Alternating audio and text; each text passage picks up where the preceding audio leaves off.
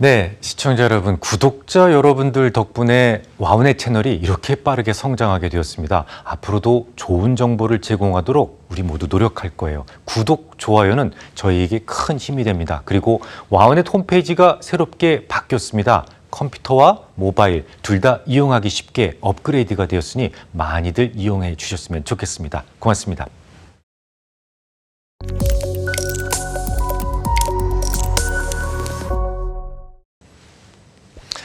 네, 지난주에 스토캐스틱에서의 다이버전스가 훌륭한 고점 신호로 쓰일 수 있다라는 말씀을 드렸어요. 근데 왜 이런 현상이 나타나게 될까요?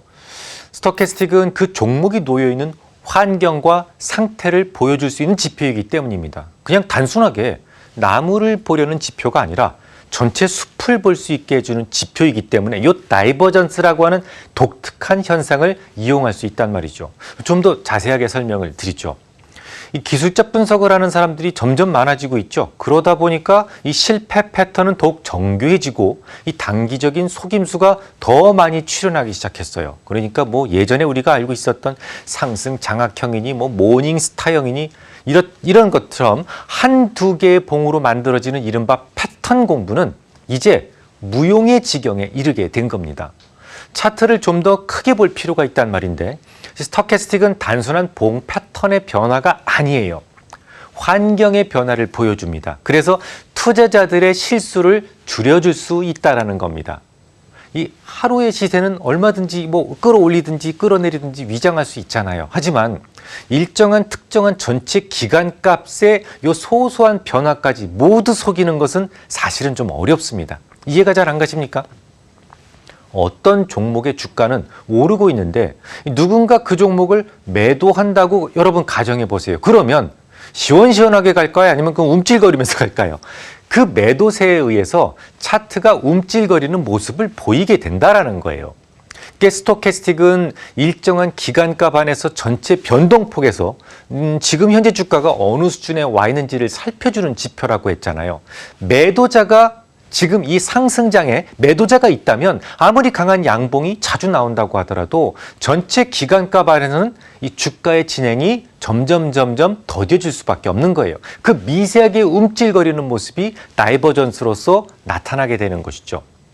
만약 누군가가 털기 위해서 주가를 억지로 붙들어두는 모습이 나타난다면 스토캐스틱은 그 움찔하는 순간을 여지없이 잡아내줄 수 있다는 겁니다. 이 다이버전스는 사실은 고점뿐만이 아니라 저점에서도 유용하게 쓰일 수가 있어요.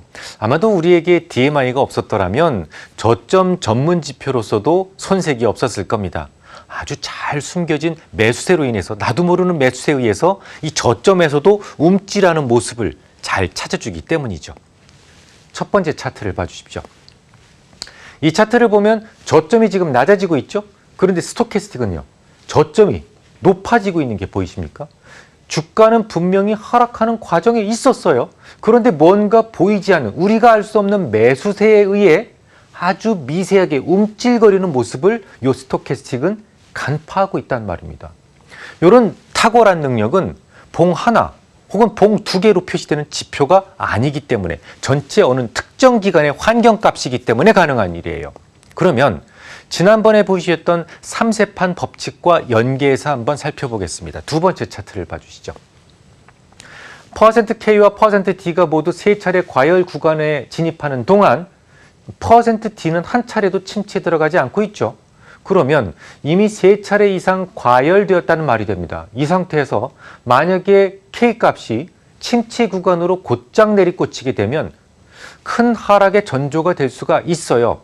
잔뜩 움츠려 하는 시기에 스토캐스틱에서 다이버전스를 보여주기 시작한 화살표 구간에서 보면 강력 매도가 되는 거죠. 이렇게 두 개를 한꺼번에 비교를 해보시면 더 빠르게 우리가 파악할 수가 있겠죠. 말하자면 2단 하락 이상이 개시될 수가 있으니까 당분간은 미련을 가져서는 안 되는 종목이 되는 겁니다.